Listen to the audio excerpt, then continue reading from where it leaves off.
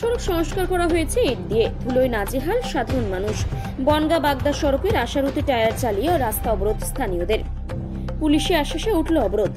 উত্তর 24 পরগনার বনগাঁ বাগদা সড়কের আশারুতে রাজ্য সড়কের সংস্কারের জন্য ইট দিয়ে সোলিং করা হয়েছিল।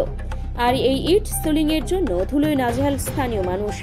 রাস্তার পাশে থাকা বিপজ্জনক গাছ যখন তখন ভেঙে পড়তে পারে সে আশঙ্কাও করছেন স্থানীয় মানুষ। রাস্তা সংস্কার ও বিপজ্জনক গাছ কাটার দাবিতে শুক্রবার সকালে স্থানীয় সাধারণ মানুষ বনগাঁ বাগদা সড়কের আশারুতে টায়ার চালিয়ে অবরোধ শুরু করে। অবরোধের খবর পেয়ে ঘটনাস্থলে পৌঁছায় বাগদা থানার পুলিশ। পুলিশের আশ্বাসে 20 মিনিট পরে অবরোধ তুলে নেয় স্থানীয়রা। ওই সমস্যা আমাদের এই রাস্তাটা পিচ ছিল, পিচে অসুবিধা হচ্ছিল, সেই পিচ তুলে ইট দিয়েছে। ইট দেওয়ার সময় আমরা বাধা দিয়েছি, বাধা শুনিনি, বললো এরপরে পিচ হবে। এরপরে পিচ হয়নি, সেই ইট আছে। আমাদের এই চারিদিকে ধুলোয় শ্বাসকষ্ট হচ্ছে। আবার এই পাশে দুটো গাছ মরে গিয়েছে, তার জন্যই বলেছি ভিডিও থেকে এসে সেই গাছ কাটিনি। তারপরে আমরা রাস্তা অবরোধ করেছি। বাগদা, বনগাঁ বাগদা কাটতে এসে গাছ কাটতে এসে ফিরে গেছে। তারপর আমরা আজকে অবরোধ করলি, প্রশাসন এসে বললো তোমরা বাগদা ওই ভিডিও পিটিশন করো, পিটিশন না হ্যাঁ নাই তো তোমাদের কেস হবে।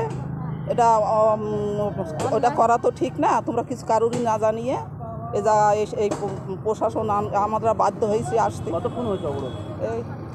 এই আধ ঘন্টা। আপনার নাম? হ্যাঁ, আপনার নাম? বিশ্বখা সরকার।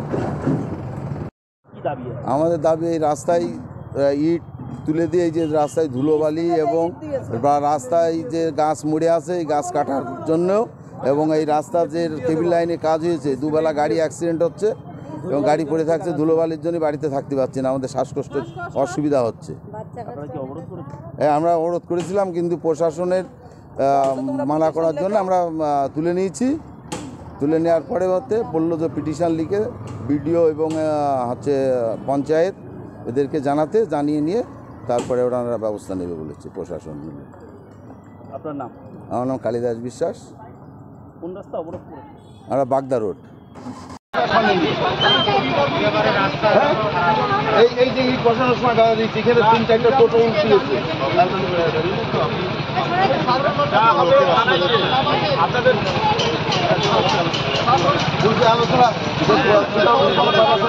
এই গাছটা 3-4 তারিখে ইনকোয়ারি করে নিয়েছে। অ্যাম্বুলেন্স আমরা